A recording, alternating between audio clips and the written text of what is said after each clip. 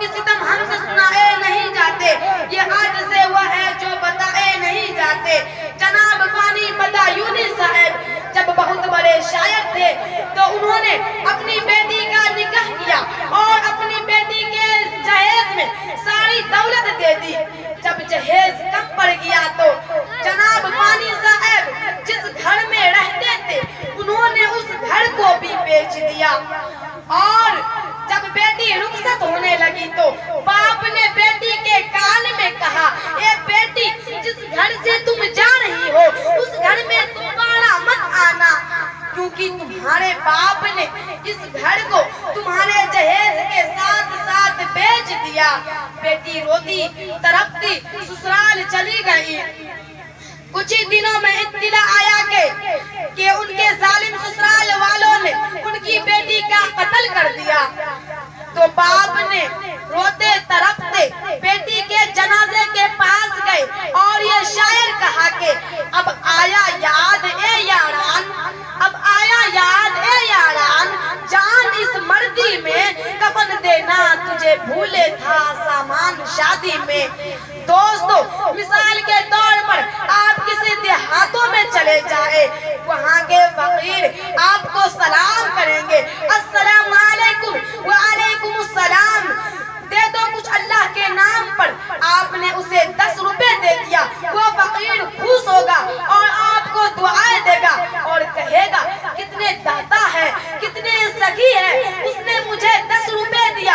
आप मुंबई के बाजारों में चले जाए, दिल्ली की चांदनी चौक पर चले जाए, बेंगलोर में चले जाए, कोलकाता में चले जाए, मदारिस किसी शहरों में चले जाए, वहाँ के फकीर सूट बूट टाई लगाकर आपसे अंग्रेजी में मांगेंगे।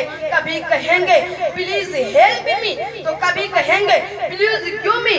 तो आपने उसे 25 रुपए दे दिया तो वह फकीर ले लेगा, उल्टा आपके तरफ देखेगा, कहेगा पहले जमाने में ये खुद तो फकीर नहीं था जो महंगाई के जमाने में 25 रुपए दे रहा है।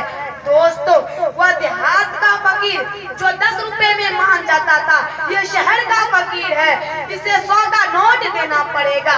इसी तरह हमारे नौजवान भाई भी फकीर है, ये स्टैंडर्ड फकीर है, ये डायरेक्ट नहीं मांगते, ये वीआईपी फकीर है, ये डायरेक्ट नहीं मांगते, ये कमीशन देते हैं, ये कहते हैं हम तुम्हें भीख दिलाएंगे, हमें इतनी कमीशन चाहिए।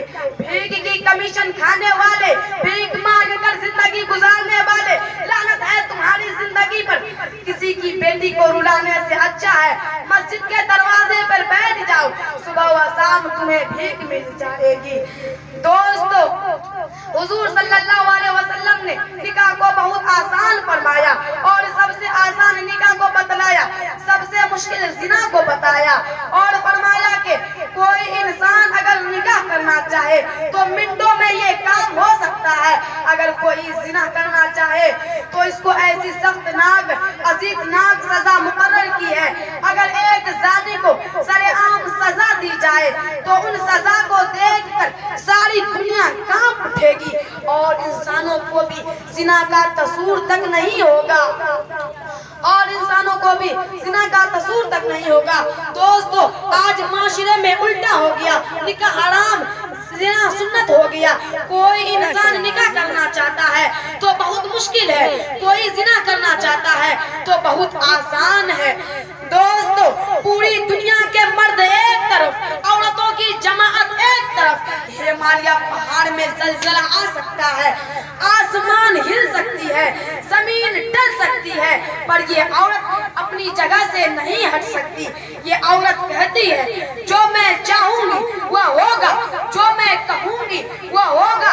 अल्लाह की पनाह ऐसी औरतों से कह दो कि वह भी किसी की बेटी है। अगर ये जुल्म उन पर होता तो बताओ तुम्हारे दिलों में क्या गुजरते। दोस्तों, आज तुम औरत होकर, मेरी माँ बहनों, आज तुम औरत होकर किसी की बेटी पर जुल्म ढा रही हो, किसी की बेटी को सता रही हो। कल अगर तुम्हारी बेटी गैरों के घर में होती और ये जुल्म तुम्हारी बेटी पर होता तो बताओ तुम्हारे दिल में क्या गम मातूम आते। किसी गरीब से पूछो कि गरीबी का लुत्फ क्या है, किसी प्यासे से पूछो कि धोबी का घाट का क्या मकाम है। किसी भूखे से पूछो कि सूखी रोटी का मर्तबा क्या है। किसी बगैर बिस्तर और टूटी खाट वाले से पूछो कि उनकी टूटी खाट की क्या कीमत है। किसी गरीब माँ बाप से पूछो कि उनके दिल पे जो चट्टान है उसकी हकीकत क्या है। अरब की जमीन जिसने सारी हिला दी और बिजली का कड़का में दम हो कहाँ था। इधर से उधर फिर गया रुख हवा का, प्यासे को जिसने पानी पिला दी। मोहम्मद न होते तो कुछ भी न होता, ज़मीं भी न होती, फलक भी न होता। मोहम्मद न होते तो कुछ भी न होता। न अल्लाहु अकबर की आधी सदा है, न बंदों की मकबूल होती दुआ है। ये कहते थे दाऊद मूसा व ईसा, ये कहते थे दाऊद मूसा व ईसा, नहीं कोई होता मेरा नाम लेवा। मोहम्मद न होते तो कुछ भी न होता, ज़मीं भी न होती, फलक भी न होता। फकीरों का मुल्जा, ज़ईफ़ों का मावा, यतीमों का वाली, गुलामों का मौला, खताकार से दरगुजर करने वाला। व आखिर दावाना अल्हम्दुलिल्लाहि रब्बिल आलमीन।